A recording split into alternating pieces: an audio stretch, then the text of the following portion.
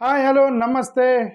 ప్రకాష్ రాజ్ గారిని అరెస్ట్ చేయాలనేటువంటి బలమైన డిమాండ్ ఆంధ్రప్రదేశ్లో రోజు రోజుకి పెరిగిపోతుంది. ప్రకాష్ రాజ్ గారిని అరెస్ట్ చేయాలని. ఎందుకు అనేది వాళ్ళు చెప్తుంది ఏంటంటే, రావణ్ వెనక ప్రకాష్ రాజ్ ఉన్నాడు కాబట్టి అరెస్ట్ చేయాలి. అసలు first of all Ravan arrest correct అని తేలితే కదా ప్రకాష్ రాజ్ని అరెస్ట్ చేయాలో లేదు తెలుసు. ఫస్ట్ రావణ్ అరెస్ట్ కరెక్టా? అక్కడికైతే క్వశ్చన్ అక్కడే ఆగిపోయింది కదా. రావణ్ అరెస్ట్ కరెక్టా లేదనే దగ్గర ఆగినప్పుడు ఇంక ప్రకాష్ రాజ్ అరెస్ట్ ఎక్కడి నుంచి వచ్చింది? రావణ్ మీద దేని మీద అరెస్ట్ చేస్తారు? 5 సార్లు బెయిల్ తెచ్చుకున్నాడు అంటే 5 సార్లు తప్పు చేయాలి. బెయిల్ ఇచ్చారంటే తప్పు చేయలేదండి కదా, సరైన ఆధారాలు లేవు. ఒకదాని మీద ఊపా కేసు పెట్టారు. ఊపా కేసు ఎందుకు పెట్టారు? Non bailable. అది నాన్ బెయిలబుల్ కాబట్టి ఊపా కేసు పెట్టి ప్రస్తుతానికి ఆయన 14 రోజులు రిమాండ్కి దుబ్బారు ఆయన అతన్ని. రావణ్ని జరిగింది అదే. సరే, ఇంక మీడియా ఛానల్స్లో అతన్ని అది చేశాడు, ఇది చేశాడు, ఆ మాట అన్నాడు, ఈ మాట అన్నాడు అని ట్రోలింగ్ చేశారు. బ్రదర్, మీరు ఆనెస్ట్గా చెప్పండి, ఓన్లీ హిందూ మతం మీదే దాడి జరగట్లే, క్రిస్టియన్ మతం మీద కూడా దాడి జరుగుతుంది. సో మీరు ఓన్లీ మీ ఛానల్స్, మీరు పెంచి పోషించుకున్న ఛానల్స్ ప్లస్ మీ సోషల్ మీడియా కాబట్టి మీది వరకే మీరు చూపించుకుంటారు. ఇప్పుడు వైసీపీలో ఏం జరిగింది టీడీపీ వాళ్ళు చూపించరు, టీడీపీలో ఏం జరిగింది వైసీపీ వాళ్ళు చూపించరు. అలాగే ఈ క్రిస్టియన్స్కి జరిగిన అట్రాసిటీలు, వాళ్ళ మీద దుమ్మెత్తి పోసినవి, ఆ యేసుక్రీస్తుని తిట్టింది, ఇవి పాపం వాళ్ళు ఏం మాట్లాడరు. వాళ్ళ వ్యవస్థ. నేను అందుకే నేను చాలాసార్లు చెప్తాను, మీకు ఒక వ్యవస్థ ఉండాలి. మీకు యూట్యూబ్ ఛానల్, మీరు కూడా 100 యూట్యూబ్ ఛానల్ పెట్టండి స్వామి. ఇప్పుడు నేను పెట్టాను ఒక యూట్యూబ్ ఛానల్. నాలాగా ప్రతి దళితుడు ఒక యూట్యూబ్ ఛానల్ ఓపెన్ చేయండి. మీకు ఏం డబ్బులు అవుతాయా దానికి? యూట్యూబ్ జాపం చేసి మాట్లాడండి. మీకు వ్యవస్థలు లేవని చెప్తున్నాను నేను. మీకు వ్యవస్థలు ఉండాలి. యూట్యూబ్ ఛానల్ ఓపెన్ చేయండి. ప్రతి దళితుడు ఓపెన్ చేసి మీకు కూడా మీ యొక్క ఫండమెంటల్ హక్కుల గురించి మాట్లాడుకోండి. నేను చాలా రోజులు అని చెప్తాను. దీనికి పెద్దగా జాగ్రత్తగా మాట్లాడుకోవాలి. మళ్ళీ రావణ్ లాగా అల్లు పడితే మళ్ళీ లోపలేస్తారు. ఎందుకంటే వాళ్ళకి అధికారం ఇచ్చేది మీరే. మళ్ళీ దళితులకే చెప్పేది. నా వీడియోలు మళ్ళీ మీరే అధికారం ఇస్తారు వాళ్ళకి అధికారం ఇస్తే వాళ్ళు మిమ్మల్ని తీసుకెళ్ళి బొక్కలో నూగుతున్నారు. మీరు అది జాగ్రత్తగా ఓట్లు వేసుకోవాలంటే అది లేదు, జాగ్రత్తగా ఓట్లు వేసుకుంటారు అది లేదు. మీ అందరికీ సరే, నేను ఈ దాని లాస్ట్లో చెప్తాను మీరేం చేయాలి. ప్రకాష్ రాజ్ గారిని అరెస్ట్ చేయాలా లేదా అనేది ఇక్కడ క్వశ్చన్ వచ్చింది. ఓకే, ఈ ప్రకాష్ రాజ్ గారు మాట్లాడబోయే ముందు నేను ఈ స్టేట్మెంట్ వేస్తున్నా. I respect Hinduism, I respect Christians anyway obviously because I follow that. I respect Islam, I respect everybody, I respect everyone. కానీ పొలిటికల్ సబ్జెక్ట్ని పొలిటికల్ యాంగిల్లోనే చూడాలి. పొలిటికల్ సబ్జెక్ట్ని పొలిటికల్ యాంగిల్లోనే చదవాలి. మెకానికల్ ఇంజనీరింగ్ కానీ ఏదైనా చదివేటప్పుడు, ఏదైనా సాఫ్ట్వేర్ ఇంజనీరింగ్ కానీ, మెకానికల్ ఇంజనీరింగ్ కానీ, లేకపోతే ఎలక్ట్రానిక్ ఇంజనీరింగ్ కానీ, ఎలక్ట్రికల్స్ ఇంజనీరింగ్ కానీ, ఏదైనా ఆ సబ్జెక్ట్లోనే చూడాలి. అక్కడ నువ్వు మతం పెట్టకూడదు. మెడికల్ సిస్టంలోకి డాక్టర్ దగ్గరికి వెళ్ళి, సార్ నాకు జ్వరం వచ్చిందంటే నువ్వు ప్రార్థన చేయమని కూడదు. ఎవరు డాక్టర్ అనకూడదు, పాస్టర్ అన్నాను అన్నమాట. పాస్టర్ అనడానికి ప్రార్థన చేయమని, ఆయన డాక్టర్ కాదు పాస్టర్. ఆయన ప్రార్థన చేయమంటే తెలుసు పాస్టర్కి, బట్ డాక్టర్కి మెడిసిన్ ఇవ్వటం తెలుసు. డాక్టర్ దగ్గరికి పోతే డాక్టర్ నువ్వు ప్రార్థన చేయని, మెడిసిన్ అవసరం లేదు అని అంటే నీ దగ్గరికి రావటం ఎందుకు? అంటే ఏ సబ్జెక్టుని ఆ కోణంలో, మత కోణంలో చూడకూడదు. ఇక్కడ ప్రకాష్ రాజ్ అనే ఒక వ్యక్తి ఒక దేశం అనేటువంటి కోణంలో చూస్తుంటే మీరు దాన్ని మత కోణంలో చూస్తున్నారు అనేది నాకు ఒకటి అర్థమైంది. ప్రకాష్ రాజ్ని ఎందుకు అరెస్ట్ చేయాలి? ప్రకాష్ రాజ్ యొక్క మొత్తం విన్నా నేను. ఆయన విన్న ప్రతి ప్రసంగం విన్నా పక్కన ప్రకాష్ రాజ్ది. ప్రకాష్ రాజు నాకు అర్థమైంది చెబుతున్నా, నాకు అర్థమైంది. అసలు నిజంగా ఆయన అన్నది లేదా కరెక్ట్ అనేది ప్రకాష్ రాజు, మీరు ఆయన అడిగితే చెప్తాడు నేను అన్నది కరెక్టా లేదని. నాకు అర్థమైంది చెప్తున్నా, ఎందుకంటే ఆయన వీడియోలు అక్కడ కూడా చూసి చెప్తున్నా. ప్రకాష్ రాజు చెప్తుంది ఏంటి, ప్రభుత్వాన్ని ప్రశ్నించేది హక్కు, దేశాన్ని ఎవడో ప్రశ్నించాడు. ప్రకాష్ చాలాసార్లు చెప్పాడు ఇది, ప్రభుత్వాలని ప్రశ్నిస్తున్నాము. ఎందుకంటే మన భారత రాజ్యాంగం అలా డిజైన్ చేయబడి ఉంది. ప్రతిపక్షం అనేది ప్రభుత్వాలని ప్రశ్నించాలి. That is the system, political system. ప్రభుత్వాలను ప్రశ్నిస్తే దేశభక్తి కాదని, దేశాన్ని ఎవడు ప్రశ్నించాడు, ప్రభుత్వాలను కదా ప్రశ్నిస్తుందని ప్రకాష్ రాజ్ చాలాసార్లు అన్నాడు. అని చెప్పింది కరెక్టే కదా. ఇండియా బ్లాక్ ఎన్డీఏని ప్రశ్నిస్తే ప్రభుత్వాన్ని ప్రశ్నించినట్టు, వైసీపీ టీడీపీని ప్రశ్నిస్తే ప్రభుత్వాన్ని ప్రశ్నించినట్టు, ఇది ప్రతిపక్షం ప్రశ్నించినట్టు. ఇక్కడ దేశాన్ని ప్రశ్నించినట్టు, రాష్ట్రాన్ని ప్రశ్నించినట్టు, జిల్లాలను ప్రశ్నించినట్టు, మండలాలు ప్రశ్నించినట్టు ఎక్కడ ఉంది? ఇదంతా డెమోక్రటిక్ సిస్టమ్ కాదు ఇది. Prakash Raj repeatedly is saying that questioning the government is not anti national. అది ప్రకాష్ రాజ్ చాలాసార్లు చెప్పాడు. అది నేను ఆ ప్రసంగం విని మీకు చెబుతాను. ఓకే. ఇప్పుడు కోర్టుల్ని రెస్పెక్ట్ ఇప్పుడు ఫండమెంటల్గా కోర్టుల్ని ఆయన ఎప్పుడు దూషించినట్టు నేను చూడలే ప్రకాష్ రాజు. రూల్ ఆఫ్ లాని వైలేట్ చేసినట్టు నేను చూడలే. డిసెంట్ తెలపడం అనేది ఫండమెంటల్ హక్కు అని చాలాసార్లు చెప్తున్నాడు అతను. డిసెంట్ తెలపడం అనేది చాలా కాన్స్టిట్యూషన్ గవర్నెన్స్ మీద మీరు ఉండాలి అనేది ఆయన చెప్తాను.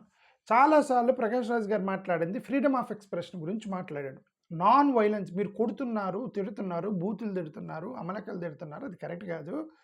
ఫ్రీడమ్ ఆఫ్ ఎక్స్ప్రెషన్ అనేది ఫండమెంటల్ హక్కు అనేది చాలాసార్లు ఆయన మాట్లాడుతున్నాడు టీవీ ఛానల్లో కూర్చొని ప్రకాష్ రాజ్ గారు. ఓకే. ఇప్పుడు ఆయన్ని ఏంది ఫ్రీడమ్ ఆఫ్ ఎక్స్ప్రెషన్ని గురించి మాట్లాడితే మీరు అరెస్ట్ చేస్తే, అందుకు కదా మన భారతదేశంలో 151 ప్లేస్లోకి వచ్చింది. 151 నిన్నే మన ఫ్రీడమ్ ఆఫ్ ప్రెస్లో మన భారతదేశం యొక్క ప్లేస్ ఏంటి? ఫ్రీడమ్ ఆఫ్ ప్రెస్ చాలా లాస్ట్కి వెళ్ళిందని కదా మన రీసెంట్గా ట్రోల్ అయింది. ఫ్రీడమ్ ఆఫ్ ప్రెస్ లేదు భారతదేశంలోని. ఎందుకంటే ఇవన్నీ చేస్తున్నారని చెప్పి దాన్ని ఆయన ప్రశ్నించాడు. ఆయన ప్రశ్నించినప్పుడు ఆయన దేశభక్తుడు కానీ దేశ యాంటీ నేషనల్ అవుతాడా ప్రకాష్ రాజు? ఈజ్ ఏ యాంటీ నేషనల్ అవుతాడా ప్రకాష్ రాజ్ గారు? అవుడు కదా. సో ఇదంతా కూడా ఏంది, ఆయన్ని అర్థం అదే నేను చెప్తాను. ఆయన్ని మీ కోణంలో చూస్తున్నారు కానీ ఆయన చెప్పిన కోణంలో చదివి మెకానికల్ ఇంజనీరింగ్ ఆ మెకానికల్ ఇంజనీరింగ్ కోణంలో చూడాలి. నేను అక్కడ బైబిల్ పెట్టకూడదు. ఎలక్ట్రానిక్స్ ఇంజనీరింగ్లో ఇదిగో ఒక ఎలక్ట్రానిక్స్ ఇంజనీరింగ్ సంబంధించిన నేను 2 ఎలిమెంట్స్ని మిక్స్ చేయాలంటే ఏం చేయాలి? బైబిల్లో నుంచి మత్తయి సువార్త తీసుకోవాలా, లేదంటే ఖురాన్లో నుంచి ఏమైనా వాక్యం తీసుకోవాలా, లేదంటే భగవద్గీత నుంచి తీసుకోవాలా, లేదంటే ఎలక్ట్రానిక్స్ ఇంజనీరింగ్ టెక్స్ట్ బుక్ నుంచి తీసుకోవాలా? అక్కడికైతే తీసుకోవాలి. కాబట్టి ప్రకాష్ రాజ్ గవర్నమెంట్ గురించి మాట్లాడుతున్నప్పుడు, వ్యవస్థల గురించి మాట్లాడుతున్నప్పుడు, రాజకీయం గురించి మాట్లాడుతున్నప్పుడు, అడ్మినిస్ట్రేషన్ గురించి, రాజకీయం గురించి, అంబేద్కర్ గురించి అతను మాట్లాడుతున్నప్పుడు మత కోణంలో మీరు అతను చూస్తున్నారు కదా, అతను మీకు తప్పుగా కనిపిస్తున్నాడు అని నా ఉద్దేశం. ఓకే. మూడోది, ప్రకాష్ రాజ్ గారు డైరెక్ట్గా గవర్నమెంట్ని ప్రశ్నించాడు తప్ప ఇంతవరకు గవర్నమెంట్లు ఎలా ఉండాలి, పొలిటికల్ పార్టీస్ యొక్క సిస్టమ్ గురించి, ఇండివిజువల్ లీడర్స్ గురించి, పాలసీల గురించి ప్రశ్నించాడు తప్ప ఏ రోజు కూడా భారతదేశానికి వ్యతిరేకంగా అతను మాట్లాడా? ఒకటి చూపించండి మీరు ప్రకాష్ రాజ్ మాట్లాడినట్టుగా. అంటే నాకు తెలియకుండా, అంటే నాకు తెలియకుండా ఆయన ఏమంటే నేను, ఎందుకంటే నేను because I'm not following him, I'm not his follower.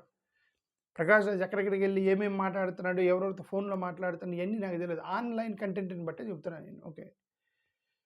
రాష్ట్రాలని విమర్శించటం అనేది హక్కు తర్వాత సంగతి. That is a system. భారతదేశ యొక్క రాజ్యాంగ సిస్టమ్ ఏంటి, గవర్నమెంట్ని ప్రశ్నిస్తేనే వాళ్ళు కరెక్ట్గా పరిపాలిస్తారని అపోజిషన్ అనేటువంటి వ్యవస్థ పెట్టారు భారతదేశంలో. సో ప్రశ్నించాలి కదా, గవర్నమెంట్ని ప్రశ్నించడమే, విమర్శించడమే పని కదా, రాజకీయ నాయకుల్ని ప్రశ్నించడమే హక్కు కదా. ఓకే. ఇక్కడ ప్రకాష్ రాజ్ పాత్ర ఏంటి అంటున్నా, దీంట్లో అతను చేసిన తప్పు ఏంటంటున్నా, అది ఎందుకు అరెస్ట్ చేయాలంటున్నారు అని ప్రకాష్ రాజ్ని అంటున్నా. ఓకే.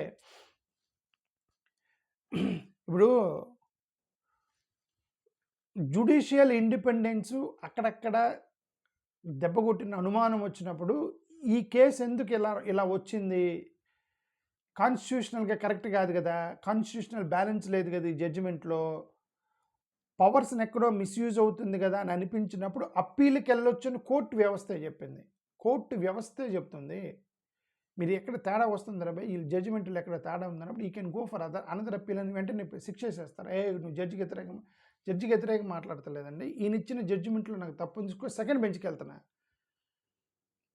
నేను ఇచ్చిన జడ్జిమెంట్ తప్పని నువ్వు సెకండ్ బెంచ్కి వెళ్తావా? సెకండ్ బెంచ్లో ఇచ్చిన జడ్జిమెంట్ తప్పని 5 బెంచ్కి వెళ్తావా? నువ్వు శిక్షలు వేసుకుంటూ పోతే ఇక న్యాయం అడిగేది ఎప్పుడు, న్యాయం జరిగేది ఎప్పుడు? జరగదు కదా. ఇప్పుడు ఆయన జస్ట్ ఆస్కింగ్ అని ఆయన ప్రతిసారి చెప్తున్నాడు, జస్ట్ ఆస్కింగ్ అని చెప్తున్నాడు ప్రకాష్ రాజ్. జస్ట్ ఆస్కింగ్ అనే ప్రశ్న వేస్తున్నాడు, మీరు సమాధానం చెప్పాలి. ప్రశ్నలు అడిగితే జైల్లో పెట్టే పని అయితే ఈ స్టూడెంట్స్ మొత్తాన్ని ఆన్సర్లు రాసే క్వశ్చన్ పేపర్ లేకుండా ఆన్సర్ లెటర్ రాస్తారు. స్టూడెంట్స్ మొత్తానికి క్వశ్చన్ పేపర్ ఇస్తారు, ప్రశ్నలు మాత్రమే ఇస్తారు, ఆన్సర్లు మీరు రాయాలి. ఆయన జస్ట్ ఆస్కింగ్ అని కొన్ని 100 క్వశ్చన్లు వేసాడు, మీరు ఆన్సర్లు చేయాలి. ఇప్పుడు ప్రకాష్ రాజ్కి ఆయన్ని అరెస్ట్ చేయమని డిమాండ్ పెరుగుతుంది ఎందుకుంటున్నా ప్రకాష్ రాజ్ని. ఓకే. అది ఒక పెద్ద ప్రాబ్లం అయిపోయింది ఇక్కడ. నిన్న 2-3 రోజుల నుంచి చూస్తున్నాయి అది. ఓకే. భారతదేశంలో ఉన్నటువంటి ఎలక్షన్ సిస్టంలో ఉన్న సమస్యల గురించి ప్రతి పొలిటికల్ పార్టీ వాళ్ళకి అబ్జెక్షన్ చెప్తున్నారు కదా, ఎస్ఐఆర్లో జరిగింది జరిగిందని. అపోజిషన్ నాకు డైరెక్ట్గా ప్రజెంటేషన్ ఇచ్చాడు కదా. కాన్స్టిట్యూషనల్ రైట్స్కి సంబంధించి యాక్టివిస్టులు వీళ్ళందరూ మాట్లాడుతున్నారు కదా, మీడియా ఫ్రీడమ్ పోతుందని న్యూస్ పేపర్లో రాశారు కదా, జ్యుడిషియల్ ఇండిపెండెన్స్ దగ్గర ఎక్కడో ప్రాబ్లం ఉందని అక్కడక్కడ ఆర్టికల్స్ రాస్తున్నారు కదా, అకౌంటబిలిటీ గురించి జర్నలిస్టులు రాస్తున్నారు కదా, ఇవన్నీ కదా అతను ప్రకాష్ రాజ్ అడిగాడు. కొత్తగా ఏమన్నా ఎక్కడి నుంచి పట్టుకొచ్చాడు? ఇవి ఏదైతే న్యూస్ పేపర్లో ఉన్నాయో, ఏదైతే ప్రతిపక్షాలు అడుగుతున్నారో అదే ప్రకాష్ రాజ్ మాట్లాడుతున్నాడు.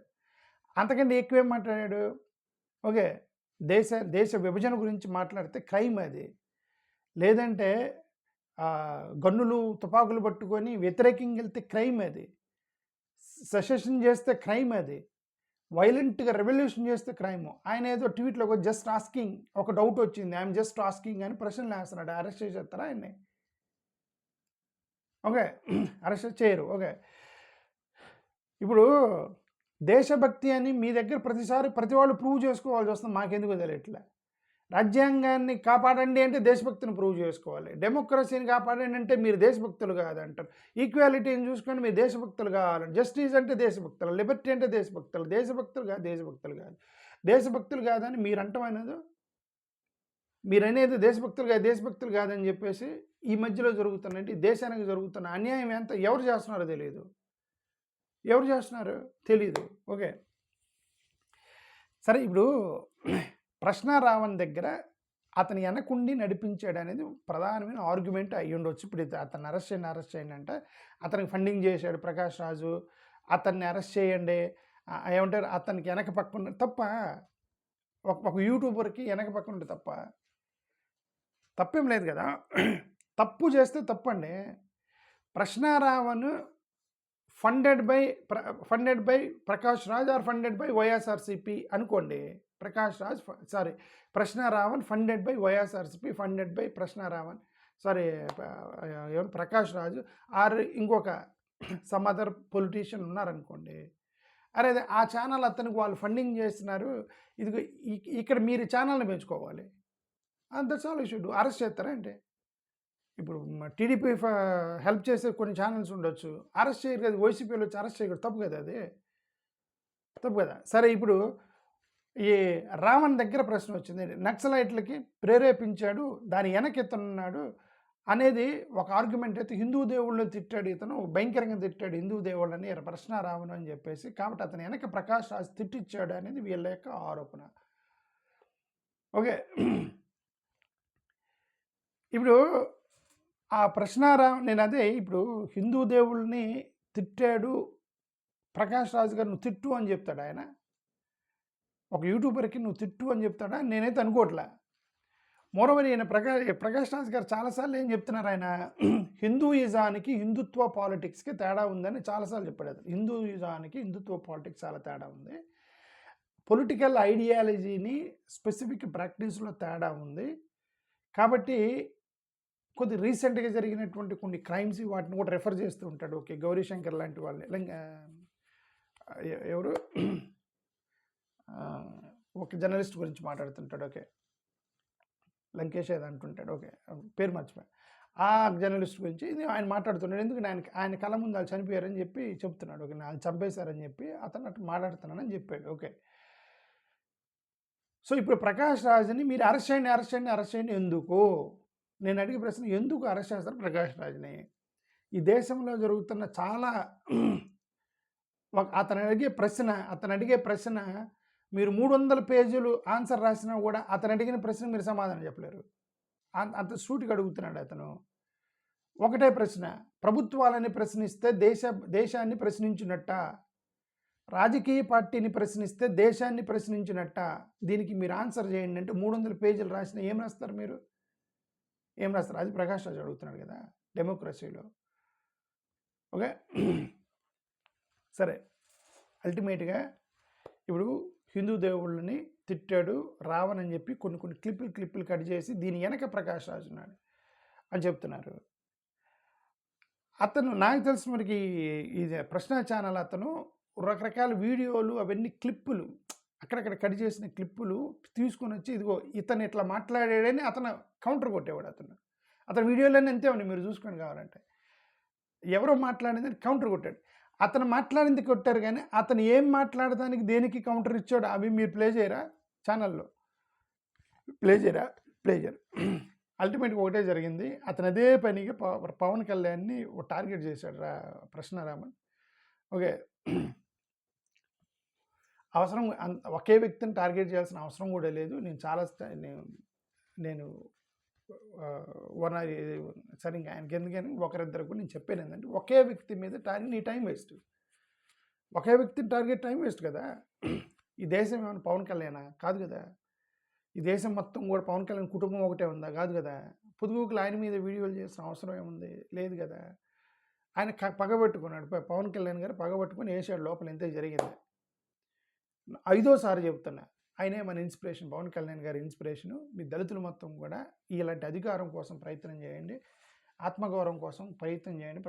పవన్ కళ్యాణ్ గారు, విజయ్ గారు, అక్కడున్న విజయ్ గారు ఎలాగా దళితుల మొత్తాన్ని పెట్టేసి అధికారంలోకి వచ్చాడో అలా మీరందరూ కూడా అధికారంలోకి రండి.